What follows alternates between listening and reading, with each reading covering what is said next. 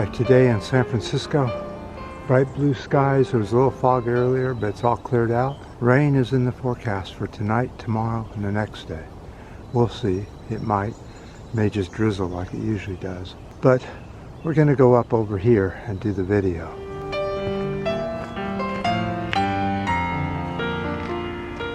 So we have a problem in Antarctica. The most consequential tipping point when it comes to sea level rise is the Thwart Glacier, also known as the Doomsday Glacier in West Antarctica, is starting to disintegrate. When this massive ice sheet melts, the Earth's seas are predicted to rise by at least 2 feet. If the Doomsday Glacier were to completely collapse, we would actually see around 6 feet of sea level rise. And why is that? Other glaciers would then collapse around that glacier, and it would immediately start to cause sea level rise of 6 feet. The current rate of sea level rise is 1.4 inches per decade. Let us look at the latest sea extent. As we can see, it's still very low. Let's look at sea ice thickness. Now, the bright oranges are the ones you want to see. That means it's thicker there. We would want much thicker oranges around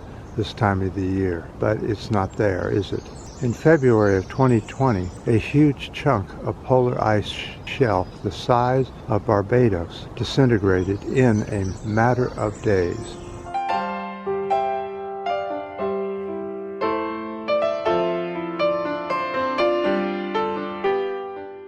Satellite images revealed 145 square miles or 400 square kilometers of sea ice on the Arctic Peninsula, cracking into hundreds of smaller pieces. This was part of the Larsen ice shelf, and so we're seeing the disintegration of Antarctica around the edges now. It's so unfortunate because the more that disintegrates, the higher the sea level rise will get. 1.4 inches per decade we can deal with. People will be able to move and build seawalls and all that. But if it becomes faster than that, that's when we're really in trouble. And we'll see more and more of Miami, parts of San Francisco Bay Area, parts of San Diego and that sort of thing, and other places around the world have real trouble with sea level rise, even worse than they're having now. So it is so important to convert over to electric so that we're not pumping the air full of CO2, methane, and other noxious fumes from burning fossil fuels. The electric generation is here. It's just up to us. Can we start to convert over to electric skateboards, unicycles, scooters, and other electric vehicles other than cars? When you get up into the size of cars, it really doesn't make any difference whether it's electric or not.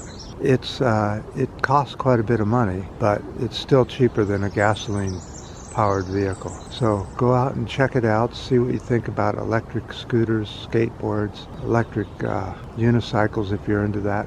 Probably the younger generation would be into that. And see what you can do to reduce your footprint in CO2, methane, and other noxious fumes around the planet before all these glaciers start to collapse all at once. And then we end up finding ourselves in real trouble.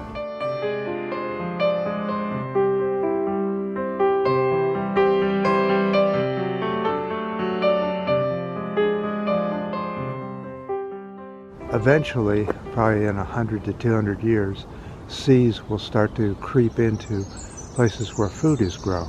And that wouldn't be good at all either, huh? Plus, it means that changing rain patterns is also part of all this. The more liquid we get into the atmosphere, the more it's going to change. And the more torrential rains will happen, more heat when the skies are clear. It's really a bad situation. So it's up to us to change. And one of the ways we can do it is the economy. And I wholeheartedly embrace it and hope that other people will too. I'm hopefully going to get myself an e-scooter shortly, within the next year or so, depending on how the finance. Unfortunately, finances are hard to come by these days, aren't they? So, your suggestions and comments on what people can do and what you're planning on doing about the ongoing environmental crisis. And I definitely do appreciate your comments, your ups, the downs, the new subscribers. I'm going to head on that way and do the video.